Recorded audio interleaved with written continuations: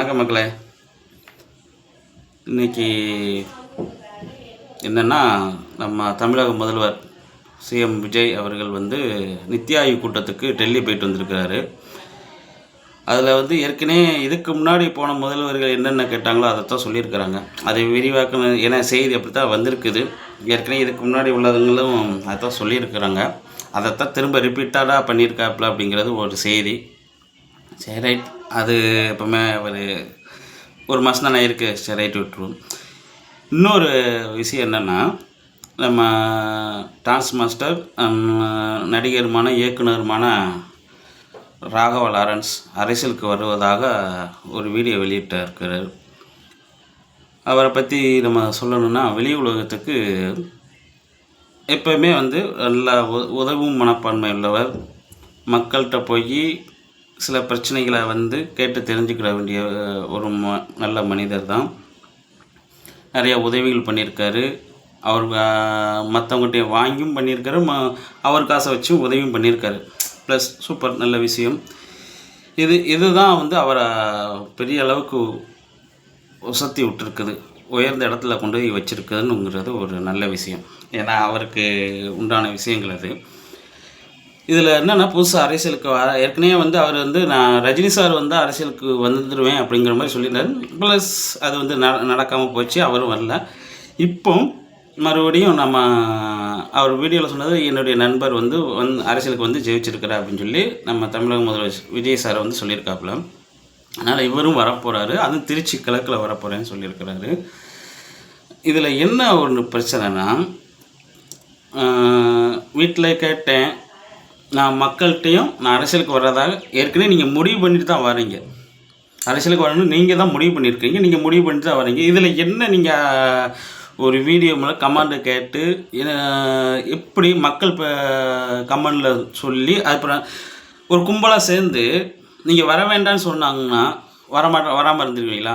நீங்கள் முடிவு பண்ணிட்டீங்க ஆல்ரெடி அரசியலுக்கு வரணும்னு சொல்லி. இப்போ என்னென்னா, அது போகணும் விஜய் சார் ஜெயிச்சதுனால உங்களுக்கு இந்த ஆர்வங்களுக்கு கூட உத்வேகப்படுத்தியிருக்குது. நடிகர்கள் வந்தால் ஜெயிச்சிடலாம் அப்படின்னு சொல்லி உத்வேகப்படுத்தியிருக்குது. அது ப்ளஸ் அது தப்பு கிடையாது. ஆனால் நீங்கள் மக்கள்கிட்ட நான் விருப்பத்தை கேட்டு செயல்படுறேன், அதனால் மக்கள் சொன்னால் நான் கண்டிப்பாக அரசியலுக்கு வரேன். இதைத்தான் நான் திரும்ப ரிப்பீட்டடாக சொல்கிறேன். நான் உங்களுக்கு விருப்பம் இருக்குது, நீங்கள் வந்துட்டீங்க, வர்றேன்னு முடிவு பண்ணிட்டீங்க. இதில் எப்படியுமே உங்களுக்கு ஆதரவாக சில மக்கள் இருப்பாங்க. அவங்க வாங்கன்னு தான் சொல்லுவாங்க. இந்த ஜனநாயகத்தில் எல்லாத்துக்கும் எல்லாருமே உரிமை. இப்படி நான் பேசுகிறேனோ அதே மாதிரி அரசியலுக்கு வர்றதுக்கும் எல்லாத்துக்கும் உரிமை உண்டு. இதுதான் ஜனநாயகம் அப்படிங்கிறது நம்ம இந்திய நாட்டை பொறுத்தளவுக்கு இருக்குது. அப்போது வர்றது முடிவு பண்ணிட்டீங்க. அது எப்படி நம்ம மக்கள்கிட்ட கேட்டு செஞ்சு நீங்கள் சொல்லுங்கள், நான் வரேன்னு இந்த திருச்சி கிழக்கில் நிற்க போகிறேன்னு முடிவு பண்ணிட்டீங்க. கூடுமான அளவு இதில் நான் சொல்லலை நீங்கள், ஆனால் டிவிகே கட்சி சார்பாக தான் நிற்க போகிறீங்கன்னு தெரிஞ்சு வச்சு. இன்னொன்று, வர்றேன்னு சொல்லி முடிவு பண்ணிவிட்டு இதை எப்படி சொல்லணும்னா, நீங்கள் ஒரு ப்ரெஸ் மீட்டை அரேஞ்ச் பண்ணி நான் அரசியலுக்கு வரேன்னு முடிவு பண்ணிட்டேன், அதே மாதிரி டிவிகே கட்சியில் அந்த மாதிரி சீட்டு கொடுத்தா நான் திருச்சி கிழக்கில் நிற்கிறேன் அப்படின்னு கூட நீங்கள் சொல்லிவிட்டு ப்ரெஸ் மீட் அரேஞ்ச் பண்ணி இப்படி வரலாம். இது ஒரு யுக்தியாகவே பயன்படுத்துகிற மாதிரி தோணுது. மக்கள் சரின்னு சொன்னால் நான் அரசியலுக்கு வரேன், வீட்டில் கேட்டேன் அவங்க சரின்னு சொல்லிட்டாங்க, மக்கள் நீங்கள் சொல்லுங்கள் அப்படின்னு. இது சில பத்திரிகைகள் என்ன சொல்கிறாங்கன்னா, இதுக்கு ஏற்கனவே நீங்கள் வரணும் அப்படின்னு சொல்லி இப்போ ஒரு 5000 பேர் 10,000 பேர் ரெடி பண்ணிவிட்டு நீங்கள் வாங்கன்னு சொல்கிற அளவுக்கு வச்சுட்டு தானே வரீங்க. பொதுமக்களாக சொல்ல மாட்டாங்க. இதை நீங்கள் ரெடி, நான் சொல்லலை, சில பத்திரிகைகள் சொல்கிறாங்க.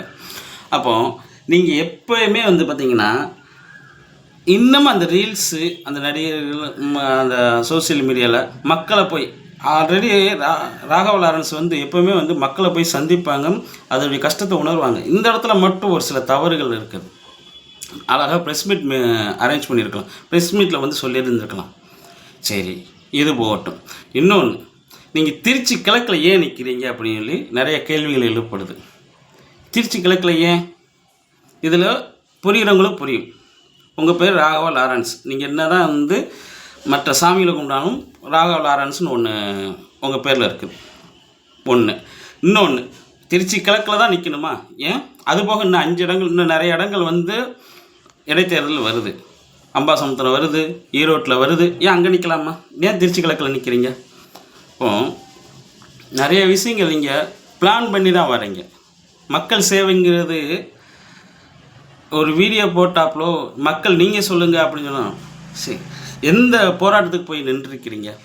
பரந்தூருக்கு போய் நின்றுருக்கீங்களா? இல்லை. சரி, அது கிடையாது. இப்போது மேட்டூர் அணை திறக்கணும். ஜூன் 12 எப்போவுமே திறக்கலை. அது ஏதோ ஒரு வழியில் தட்டுகளுக்கு விவசாயிகளும் சொல்லியிருக்காங்க, கோரிக்கை வச்சு திறக்கலைன்னு சொல்லி ஜூன் 12 எப்போவுமே வருஷம் திறக்க வேண்டிய மேட்டூர் அணை.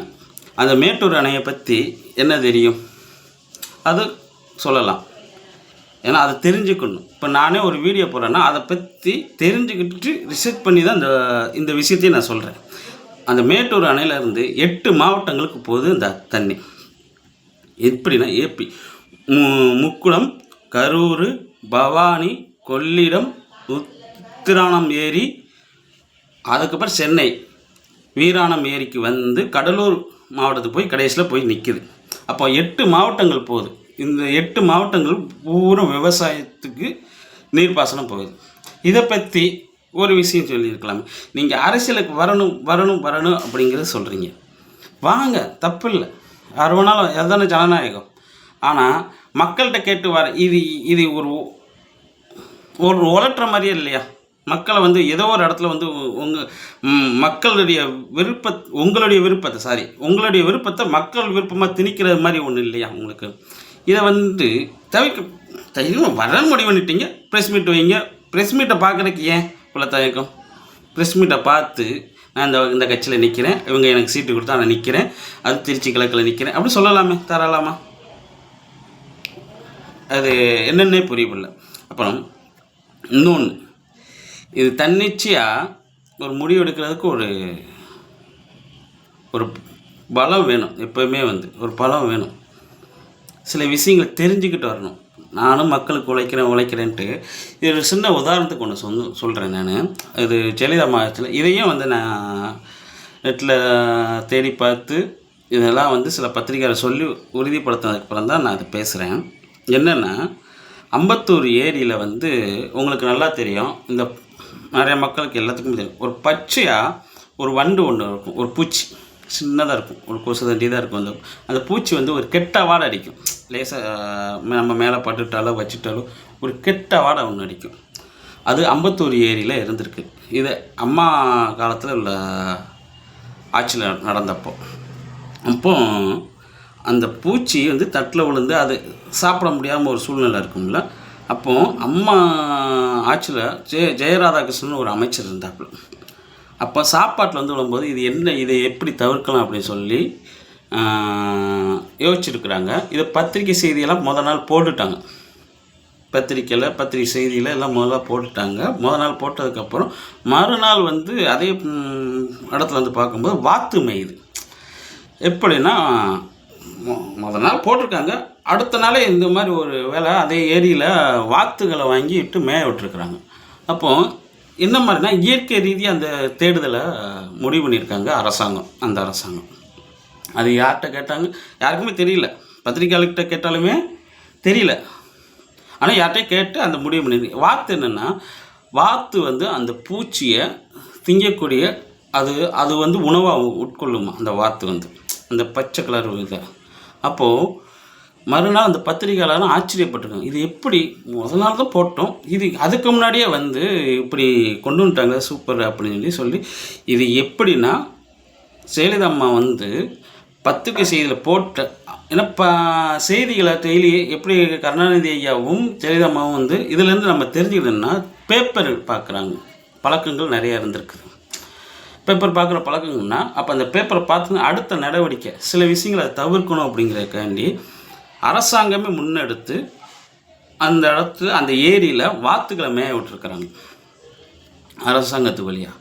அப்போ இதிலேருந்து என்ன தெரியுதுன்னா, எப்போவுமே வந்து நம்ம மக்கள்கிட்ட போய் ஓட்டு கேட்குறதோ புதுசாக அரசியலுக்கு வர்றதோ வந்து ஒரு முடிவு எடுக்கிறது வந்து நம்ம ஒரு வீடியோ போட்டாப்புலையோ செஞ்சாப்புலையோ இருக்காது. அது வருமா வராங்கிறது தெரியாது. ஒரே ஒரு விஷயம், ப்ரெஸ் மீட்டு கொடுங்க, பத்திரிக்கையாளரை வச்சு பேசுங்க. நான் வாரேன். மக்களை வந்து ஏற்கனவே நீங்கள் மக்களை வந்து சந்திச்சிருக்கிறீங்க, நிறைய உதவி பண்ணியிருக்கிறீங்க. அது ஒரு உங்களுக்கு சாதகமாக விளம்பரப்படுத்திக்கிட்டாலும் அது உங்கள் காசு, நீங்கள் முயற்சி பண்ணியிருக்கீங்க, அதில் உங்கள் உழைப்பு இருக்குது. லாரன்ஸ் ஐயா அவர்கள் வந்து ஒரு உதவி பண்ணாலும் இருந்தாலும் விளம்பரம் தேடிக்கிறீங்க, அது தப்பு கிடையாது. இப்போ யார் தான் விளம்பரம் தேடாமல் இருக்குங்க, தேடிக்கோங்க, ஒன்றும் பிரச்சனை இல்லை. அந்த உதவி மனப்பான்மையை வந்து மக்கள்கிட்டே போய் பார்த்து செஞ்சு அதை செஞ்சுருக்கிறீங்க. அது செய்யதை வந்து மறுபடியும் மக்கள்கிட்டே வாங்க, நீங்களாம் வந்து நீங்கள் சொல்லுங்கள் அப்படின்னா மக்கள்கிட்ட நேரடியாக வந்து ஒரு ஒரு வீடியோ மூலமாக என்ன பண்ண முடியும்?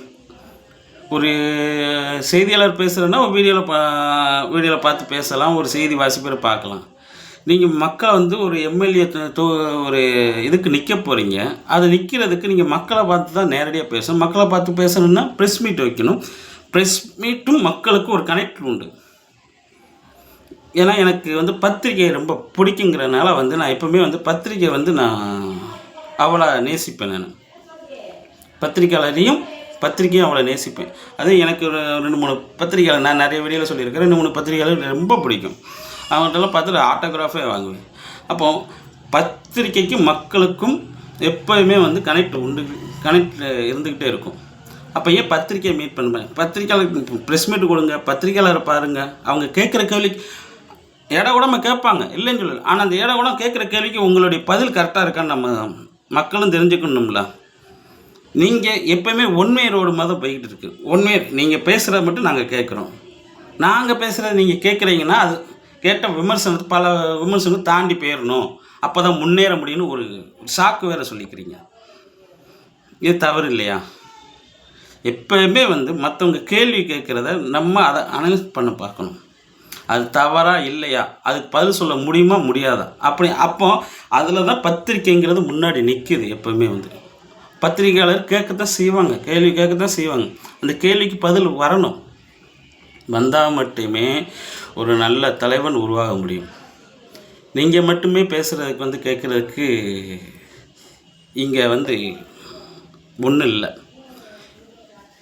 நீங்கள் மக்கள்கிட்ட நேரடியாக பேசுங்க, பத்திரிக்கை மூலமாக பேசுங்க. நீங்கள் மட்டும் ஒரு வீடியோ மட்டும் போட்டுட்டு நீங்கள் சொல்லுங்கள் அப்படிங்கிறது இது வந்து ஒரு நல்ல அரசியலாக இல்லைன்னு நான் நினைக்கிறேன். லாரன்ஸ் ஐயா அவர்கள் நிற்கட்டும், என்று எம்எல்ஏ ஆகட்டும், தப்பு இல்லை. மக்கள் ஓட்டு போட்டால் அவர் தான் ஜெயிக்க போகிறாரு, ஓட்டு போடலன்னு சரிங்க போகிறாங்க. அப்போ வாங்க, நெல்லுங்க, மக்களை நேரடியாக சந்திங்க. ஏன்னா இன்னொரு விஷயம் கேட்டிங்கன்னா, விஜய் சாரோட ஒரு படி மேலே தான் ராகவ லாரன்ஸ். இதில் சொல்லிக்கலாம் எப்படின்னா, விஜய் ஐயா அவர்கள் வந்து எப்போவுமே வந்து மக்களை சந்திக்க முடியும். காரணம் என்னென்னா, அவருடைய ரசிகர்கள் அப்படி முச்சிடுவாங்க. அவராலே முடியாது, தாங்க முடியாது, பிச்சு எடுத்துடுவாங்க அப்படியேவும். அதனால தான் அவர் பயப்படுவார். அதனால தான் அவரால் நேரடியாக போக முடியல. ஏன்னா விஜய் சாருக்கு வந்து இது ஒரு சங்கடம் ஒன்று இருக்குது.